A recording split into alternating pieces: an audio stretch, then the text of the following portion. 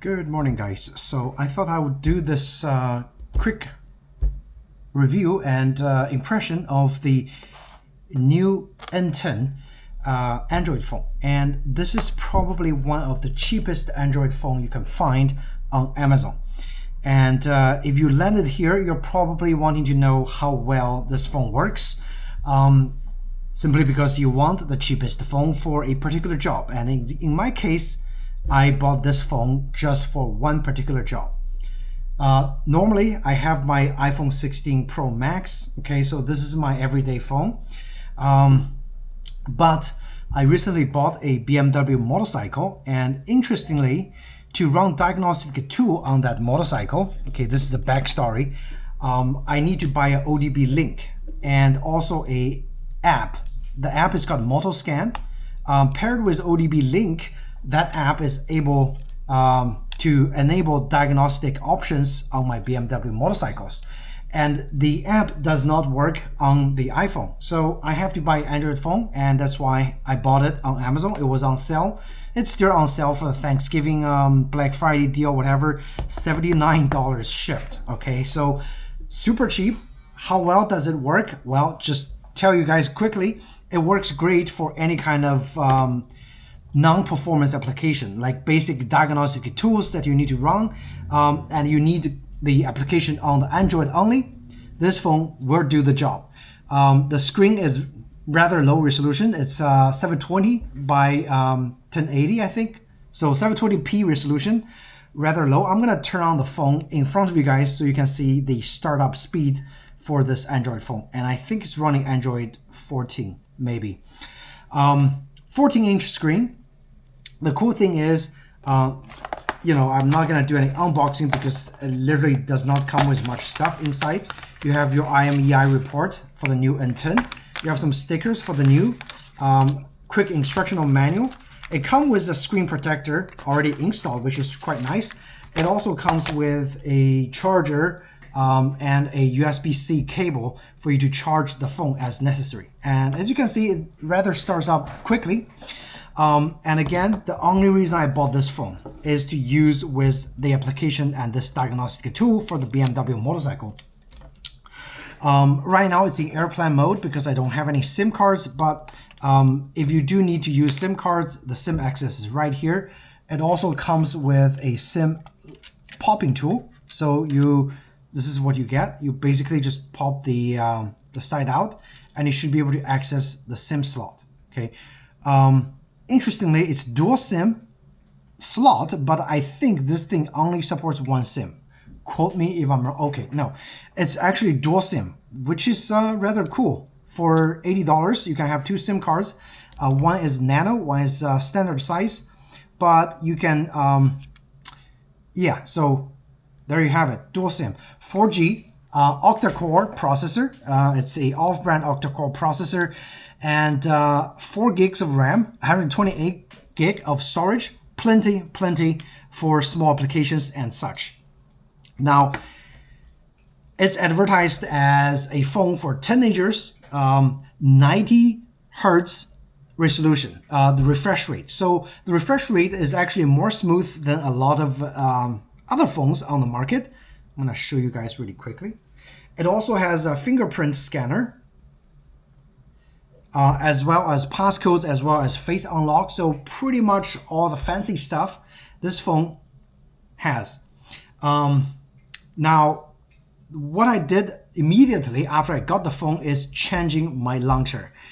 I was an Android user, and for the longest time, I've been using the Nova launcher, which is a great launcher. It's very efficient, super fast, and very easy to load all the apps. So what you see here is actually the Nova launcher. It's not the original launcher. I don't even know how to bring up the original launcher anymore. But yeah, just go to Google App Store, search for Nova launcher, and you should have the similar launching screen as me. Another thing is this phone doesn't come with any bloatware, which is really great. The only thing at the very beginning when you start setting up is a a welcoming page for the new company website asking you to register, and I basically just said no. And then that's to the extent of the bloatware that this phone comes with. It actually comes with all original Google apps already integrated. What I added is File Manager. I think I added, this is an actual tool that it only runs on the Android app, which I need to run, and I paid for the ultimate version. But well worth the price. If you have a BMW motorcycle, you need to diagnose your motorcycle. The motoscan is a great app. Only runs on Android.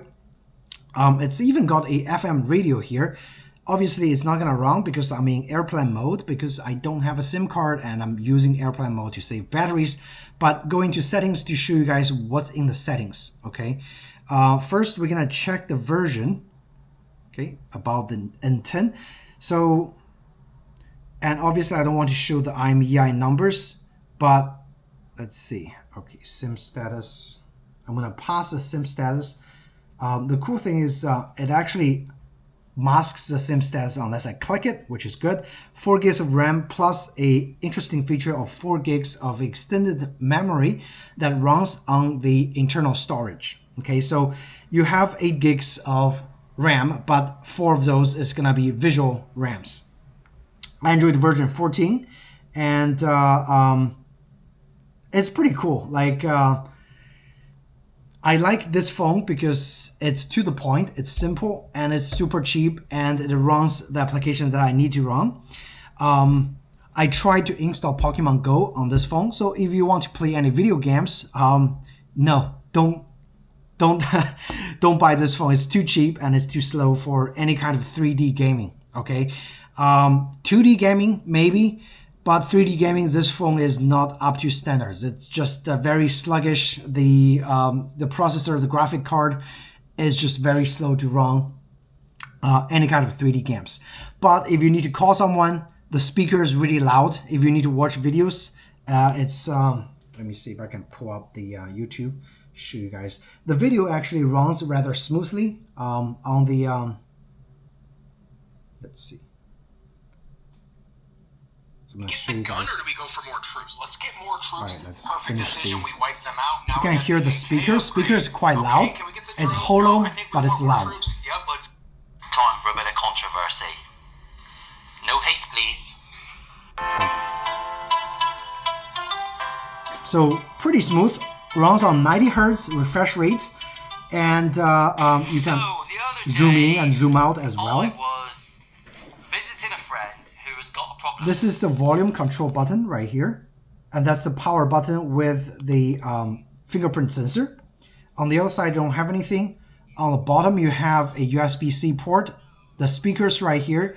It doesn't broadcast speaker here, so there's no speaker over here, loudspeaker here. There's only a listening speaker when you do regular like phone things.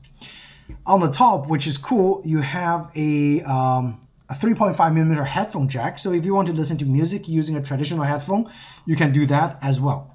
On the back, you have 2 cameras, a 12-megapixel camera, and I think this is the telephoto, maybe.